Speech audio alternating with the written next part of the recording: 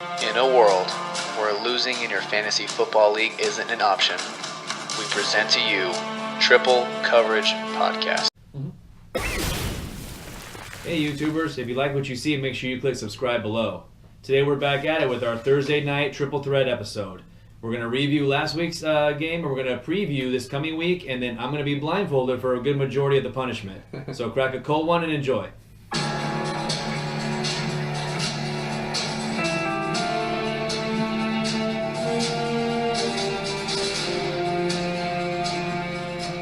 In a world where losing in your fantasy football league isn't an option, we present to you Triple Coverage Podcast.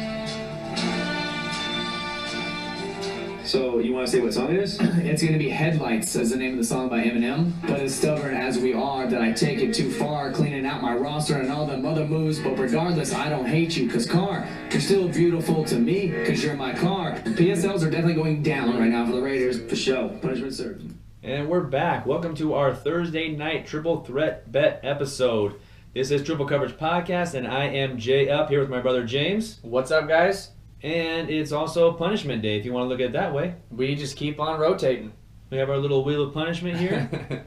It's not me. I feel great. There's a weight lifted when you know coming into Thursday's episode that you don't have to do anything stupid or crazy, and you get to enjoy the other person having to do that. So spoiler alert, it is me. It is. For the punishment, we'll explain later of how we're going to do it, but Jay will be blindfolded for the majority of this episode. So if you are listening here, switch over to YouTube, Triple Coverage Podcast on YouTube, and check out this episode of Thursday night. Yeah, and also we did change a few of the punishments. If you're watching on YouTube, you can actually see right now on our wheel of punishment, some of the ones we've already done, we got rid of, and we kept some of the good ones, and then we just switched it up a little bit. So there's some different stuff on there. There is. So the game that we're breaking down, we thought would be high scoring, which it was. You changed your bet. You said that if it went to 3 points, you would take Pittsburgh, and it did. I went Carolina and over. You went what? Pittsburgh and over. Pittsburgh and over. So you ended up winning. The final score was Pittsburgh 52 points, Carolina 21. Mm-hmm. What's the deal with Carolina? I can't figure them out. We talk about it every week. We say we don't know how they score, but 52 points they gave up. How? I couldn't figure this one out, but like I said, I held true to my word. It opened up at 4, the line did, and then it went to 3.5 as we were recording. And I said that, man, if everyone's going to take Carolina, and if it drops down to 3, I'm taking Pittsburgh. And I did, and it was all Pittsburgh this game. And it wasn't even like a huge game from James Conner. He actually got a little bit banged up in this game and had to come out. And you saw a couple of the backups like Jalen Samuels and Stephen Ridley. Right. But it was like the only thing that was working for Carolina was Christian McCaffrey. That was it. And even he, Pittsburgh's defense is really good against the run. Right. And even they held him to under 80 yards rushing. He had 77 yards rushing, which is still 5.5 yards per carry, which was good. But they got so far behind so fast that they couldn't just keep running the ball. So he was more involved in the passing game and ended up being their leading receiver as well. Yeah, 3 touchdowns. If you're a Christian McCaffrey owner, this is what you've been waiting to see. He's always been a top 8 back for pretty much the entire year in a PPR league. This just propelled him a little bit higher and solidified the fact that he is a RB1 going forward. Another big thing that came out was C.J. Anderson being waived by Carolina Panthers. He only had 2 carries again for -1 yards, and they just said, you know what, we're done with you. So it basically leaves Alex Arma and Christian McCaffrey, and Cameron Artis-Payne has been on the roster. He hasn't played a snap the entire year. So if you're a Christian McCaffrey owner, please go out. If you're in a Dynasty League, go out and get Alex Arma. That's my opinion. It could be Cameron Artis-Payne whenever he comes back on the field. I just see that Alex Arma is still getting snaps, and he's also getting carries here and there. So if something does happen to McCaffrey, you're going to want to solidify that and at least get a portion or a piece of that backfield if McCaffrey does go down. Yeah, if you bet Carolina this game, you had to feel pretty good after their first drive because I did. They literally just marched right down the field, and I was like, here we go. Yeah. Here we go. And then 22 seconds later, it was 14-7 Pittsburgh. Yeah, that was. They score a touchdown, then get a pick 6 right after that. No, it was a 75-yarder to Juju and then a pick 6. Right, that's what I meant. Back-to-back. On 2 consecutive plays, basically. Yeah. So, I mean, as far as Pittsburgh goes, as long as James Conner's healthy, I don't think they need Le'Veon Bell. I think that it comes down to about 3 teams in the AFC that's competing. It's the Kansas City Chiefs, it's a New England Patriots are always there, and the Pittsburgh Steelers.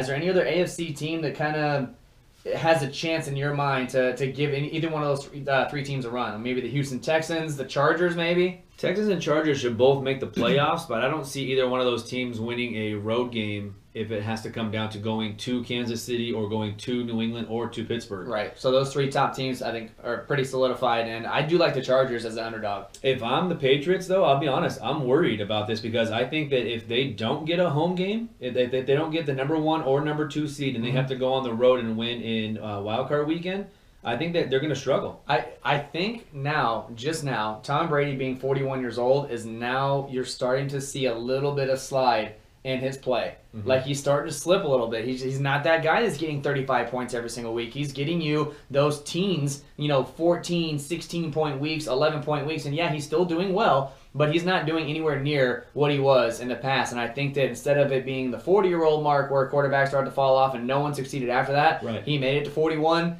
And I think now he's starting to slip. If you're a dynasty owner of Tom Brady, I don't feel great about playing him the rest of the season and through the playoffs for your dynasty weeks. No, they always run the ball in December, so he's on a bye week this week, so you don't have to worry about it. Moving forward, Carolina Panthers, chances of them winning the division now kind of slipping through their fingertips because New Orleans is doing so well, but they are still 6-3, have the outside chance of making a wild card, right? They're 2 games behind them.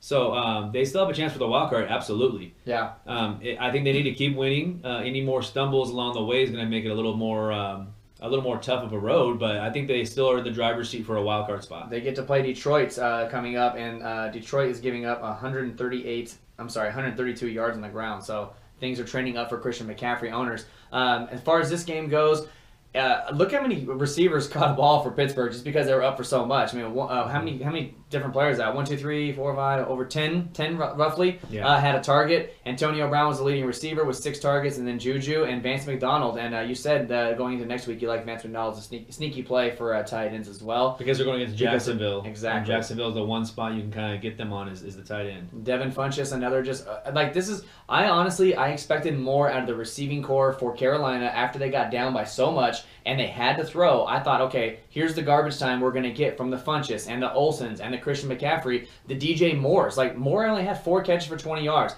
Funchess, 3 catches, 32 yards. Greg Olsen only had 4 catches. Like, right. I honestly thought that Cam Newton was going to open it up and just start throwing all over the field, and that just didn't happen here. So even when they were down, they're still not able to. They don't have enough firepower on the outside, the receiving core, to open up and get these guys those when 10. They get down big. Yeah, when they get those 10 and 12 targets. Like the most targets was Greg Olsen with 6. Like. To me, it just seemed like they should have thrown the ball a lot more. Cam Newton threw the ball only 29 times, and they were down the entire game.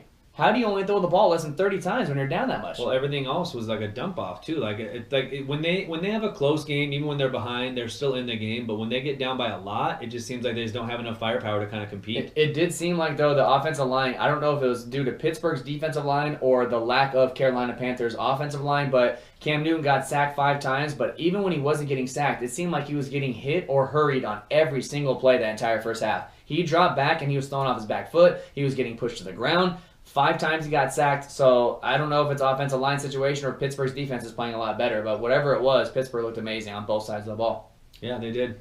So our punishment was, or our picks were, I had Cam Newton, Christian McCaffrey, and Antonio Brown. Jay had Big Ben, James Conner, and Funchess. I had a total of 77 points. Jay finished with 58.5 points in the PPR league. So only because Big Ben had 48 points in the 5 PPR touchdowns, league. yeah, and it wasn't enough because Christian McCaffrey had 3, and that's what was a difference maker. Was my running back outproduced Connor because Connor got banged up. So what we're gonna do for the punishment, it's called blindfolded. So we're going to have Jay pick for this week. He's going to have to pick his guys. As you see on YouTube, we have the players, Green Bay on the left here, Seattle over here. He's going to have to randomly pick his guys going into next week because for the rest of this segment and the rest of this episode, he's going to be blindfolded. I also brought a bottle of water here, spray bottle, just to make things even more funny that at any time I could just spray him in the face. It better be water. While he's sitting here, I gave you a towel somewhere over there, so if you do want to wipe up, I'll try not to get the equipment in my wet. pocket here.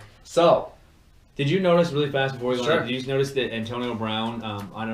I didn't watch the entire fourth quarter. I kind of shut it off, but at one point he had 5 catches for 100 yards and a touchdown, like exactly at 100 yards. And then he ended up catching another pass that lost 4 yards. So I wonder how many weeks were won or lost because of that little... I have Antonio Brown in one of my leagues, and I did notice that on there he had 26 points, ended up finishing with 21. And I didn't know what had happened. I just know that, if you got to 100 yards, you get the 1 point for going to 100. And a lot of times you get bonus. 3 more bonuses. So that's what the 4-point difference was. So he actually... Could have screwed a couple people there because, my week didn't happen to come down to a couple points, but it could have, and that would have been a really bad way to lose there. Like, really, and that was on Thursday, so you had the whole week to look at it. Okay, so go ahead and put that blindfold on. And so if you get any stats wrong, if Jay says something that doesn't make sense, it's because he can't look at any stats. He can't look at his piece of paper or anything else that's going on. And I did not study for the upcoming game. I know that the two teams are playing, but I couldn't tell you any of the stats for these guys. Well, this is all because of the Wheel of Punishment.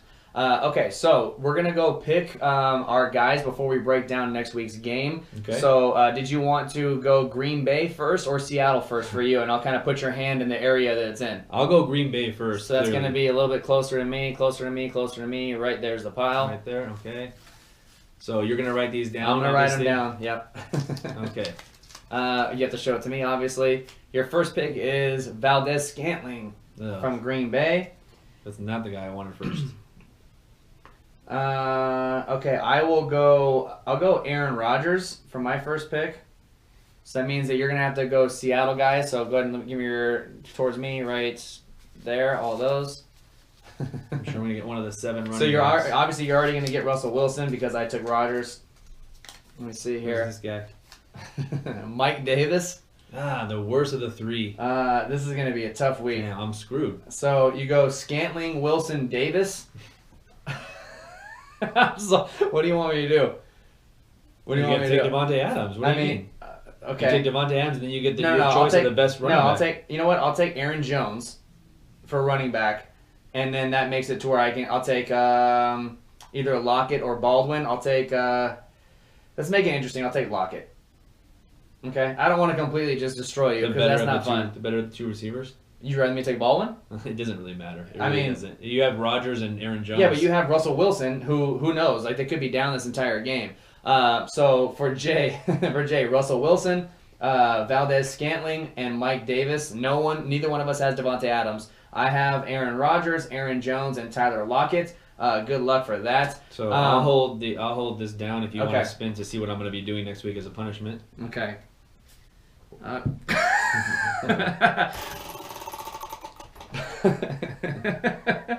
Damn. What do I have? Karaoke. Okay. So you like that? Nah, I mean, at least I have a couple songs in the chamber. Let me make sure it's karaoke. Yeah. Okay. So karaoke for this one for next week. It's not gonna look good for you, so but that's okay. So this would be tough to find a song that goes with Marquez Valdez-Scantling. But you have Mike Davis and Russell Wilson. Yeah. Maybe MVS won't be in it there. Okay, so we're gonna go to week 11 here, so at least I can look at the stats. So one of us is right. See NFL scores. Okay, so we have the Green Bay Packers versus the Seattle Seahawks coming up, and let's see here. We're gonna go to Gamecast, right? Usually Jay controls this, so I'm not really sure where to go. Okay, so the point spread is Seattle is favored by 2.5 points at home, and the over-under is 49 at the moment. So the over-under to me is kind of right where I think it should be because I think both teams should have a pretty decent chance of scoring in this game. Green Bay on the road, they're 4-4-1 so far this year. Seattle's 4-5. Both of them are behind the 8 ball. Seattle's got no shot in the world of winning their division, so they're playing for a wild card. Green Bay is kind of in the same boat. They're 4-4-1. Chicago Bears is actually leading that division right now. They're 6-3. So we always see some kind of magic happen with Aaron Rodgers. Is this one of those times where Rodgers wins this game and then goes on like a 5-game win streak? Or do you think they're done? These two teams always play each other pretty similar. Like they have good games. I never remember a blowout between these two teams. Well, okay, so getting 2.5 points from Green Bay on the road, do you think that's enough points? Because obviously they think it's going to be a tight game. It's all going to come down to can Green Bay stop the run? Right. Because clearly, I saw a stat on TV this last week when they played against the Rams, and Seattle Seahawks actually run the ball 50% of the time. And everyone just assumes that it's a passing league now, so everything's like pass, pass, pass. It's all quarterback heavy. But Seattle is that one team that actually does a 50-50 split with running and passing. So if for the water bottle for me to squirt you, do you think Seattle's averaging over or under 200 yards passing a game? For the whole season, you're saying? Yeah. Under or over, like Russell Wilson basically passing yards a game, under or over 200? Over. No, 195 yards only. Passing? Yeah, passing offense is 195 yards. Rushing offense, over or under 150 yards for Seattle? Over.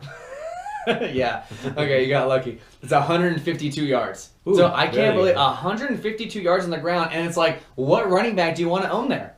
That's what Like, sucks. it's Because just now terrible. after Penny had a huge game, Mhm. he had like 12 carries for 108 yards and a touchdown. And if you watch the game, he actually looked good running the ball. Like even Pete Carroll came out, which I don't believe anything Pete Carroll says. Like we've already talked about that whole Right. Pete Carroll rabbit hole. But he came out and even said, "This is the guy that I thought we were taking with our first round pick last year." Like he looked like a first round pick. His only the only thing against him was like his blocking and like it wasn't like he was doing outrageous things that were just wrong, but he was just buried on the depth chart. They kept wanting to get Chris Carson involved. Then they felt obligated to give Mike Davis all these chances because he was on the team last year. You still have Pro Sites who's in and out with injury left and right. It's just. Yeah, and then it's it was just a cute. mess. They came out and said that J.D. McKissick has a chance of coming back this week Right. too. I was like, It's why? just like they just Another want 7 running backs there? Correct. Like, They just want to make it, as muddled as possible. You have Randall Cobb, who is actually questionable this week. I'm looking at the injury report. You also have Jimmy Graham that's questionable as well. So make sure that they do practice, I guess, on Wednesday, right? yeah, Russell. I'm sorry, not Russell. Geronimo Allison is actually on the IR, so you don't have to worry about him anymore if you're in. So that's why I like Valdez-Scantling, honestly.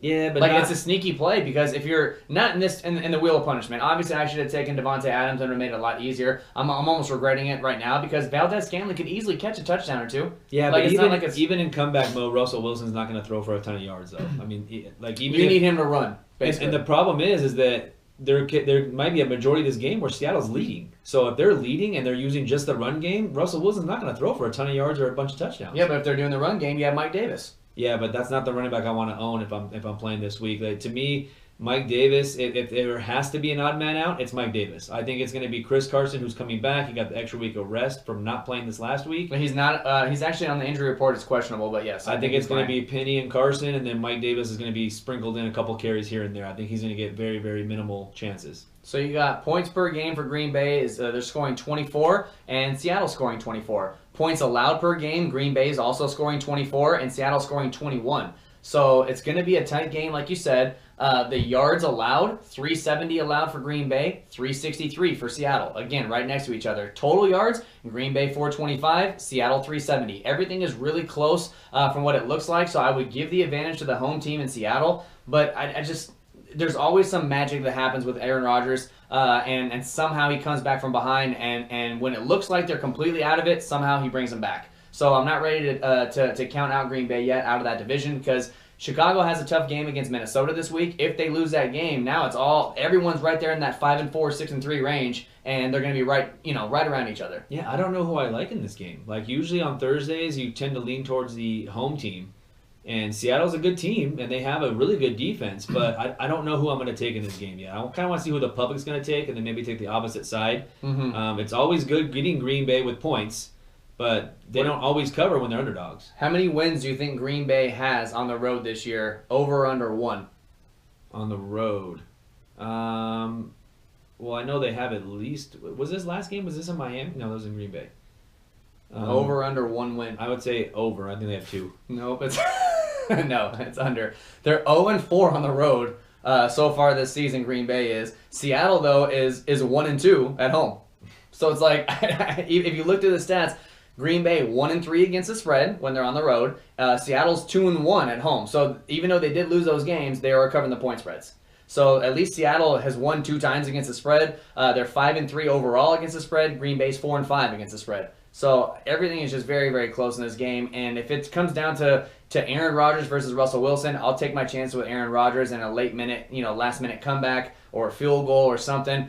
Yeah, the best case scenario for Green Bay is that it's a real tight game and it comes down to the last possession. And if Aaron Rodgers has it and they're down by 3, then I fully trust Aaron Rodgers to come back. Like they almost beat, or they could have beaten the Rams when we were at that game. Right. If it wasn't for that whole fumble by Tom Montgomery. Right. So like if they can compete with a team that's 10-1, then you have to assume that they're going to keep it close. And that was also on the road in LA. Now you're on the road in Seattle. I assume they're going to keep this game close. And if Green Bay has the ball last, I'll take Green Bay, and I'll take the over over because, like you said, all the Thursday night games tend to be going over, and the over-under's 49. So I guess I'll take Green Bay in the over if I have to, and I don't even want to take the 2.5. I'll just take them on the money line just to sweeten the pot a little bit. I just think Seattle's going to be so conservative with this game. They're literally going to run the ball as much as they possibly can. But they can do that against Green Bay. I mean, Right. Green Bay's giving up on the ground. They're giving up 120 yards.